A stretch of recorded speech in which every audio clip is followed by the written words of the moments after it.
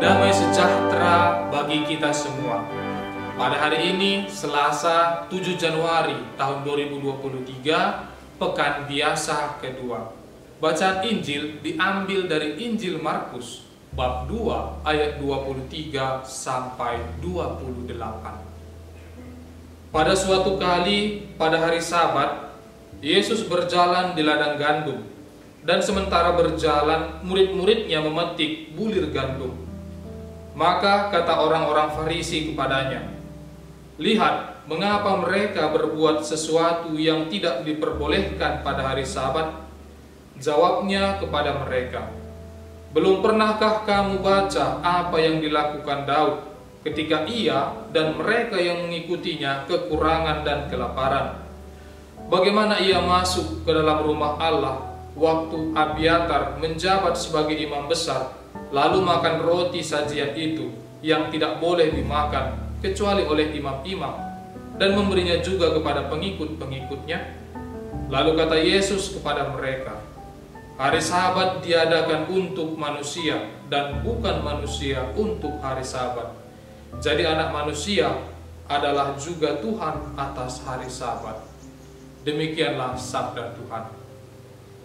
Hari Sabat diadakan untuk manusia.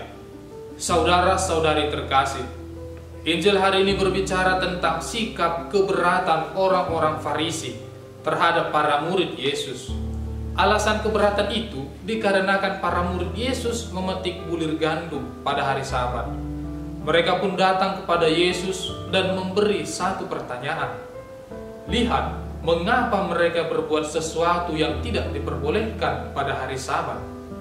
Dari pertanyaan tersebut, orang Farisi sebenarnya datang sebagai hakim bagi para murid Yesus. Sebab bagi mereka, tindakan itu tidak diperbolehkan pada hari Sabat. Selain alasan di atas, orang-orang Farisi memiliki kesombongan rohani, yang mana mereka ingin diketahui sebagai orang yang taat pada hukum Sabat. Sedangkan pada para murid Yesus tidak hidup dalam ketaatan pada hari Sabat. Berhadapan dengan pemahaman yang keliru dari pihak orang Farisi, Yesus mempertegas nilai dan tujuan Sabat. Yesus pun menjawab persoalan itu dengan terlebih dahulu mengingatkan orang-orang Farisi tentang pengalaman Daud dengan para pengikutnya, yang karena kekurangan dan kelaparan, mereka masuk dan makan roti sajian bersama para pengikutnya. Mereka makan roti yang hanya bisa dimakan oleh imam-imam.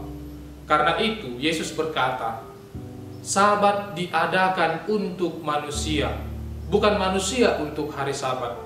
Perkataan Yesus ini menawarkan suatu hidup yang dapat menempatkan manusia dalam hubungan yang benar dengan hukum Sabat. Saudara-saudari terkasih, hari Sabat adalah hari yang memberi keuntungan bagi setiap orang Yahudi, karena pada hari itulah mereka berhenti dari pekerjaan harian. Pada hari Sabat mereka berkumpul bersama di Kenisa di Yerusalem untuk mempersembahkan kurban-kurban khusus dan mendengarkan sabda Allah yang diperdengarkan dari kitab Taurat maupun kitab para nabi. Dengan mendengarkan sabda Allah, mereka menyatakan kesetiaan pada perjanjian. Maka bagi orang Yahudi, hari Sabat merupakan suatu hari kudus yang ditetapkan oleh Allah untuk kesejahteraan rohani dan jasmani. Hari untuk memusatkan diri pada perkara Tuhan.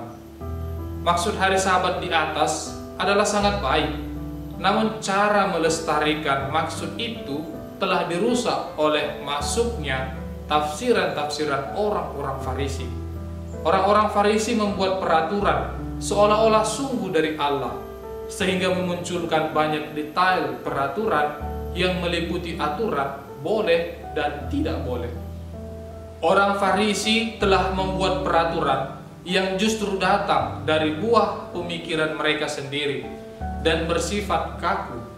Mereka menghilangkan nilai keselamatan sebagaimana yang dikehendaki oleh Allah.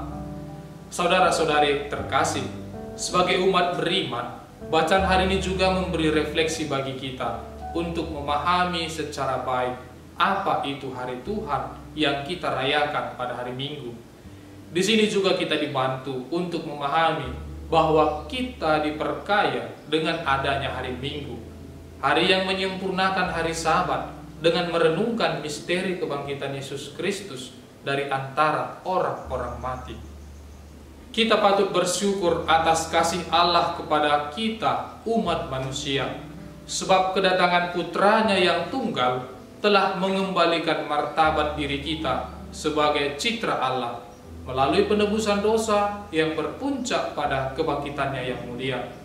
Rahmat inilah yang kita alami dalam setiap berkumpul pada hari Minggu, saat dimana kita penuh iman, harapan, dan kasih yang mendorong kita untuk memberikan waktu prioritas kepada Allah, mendengarkan sabdanya, dan mengambil kekuatan untuk hidup dalam kebajikan-kebajikan moral.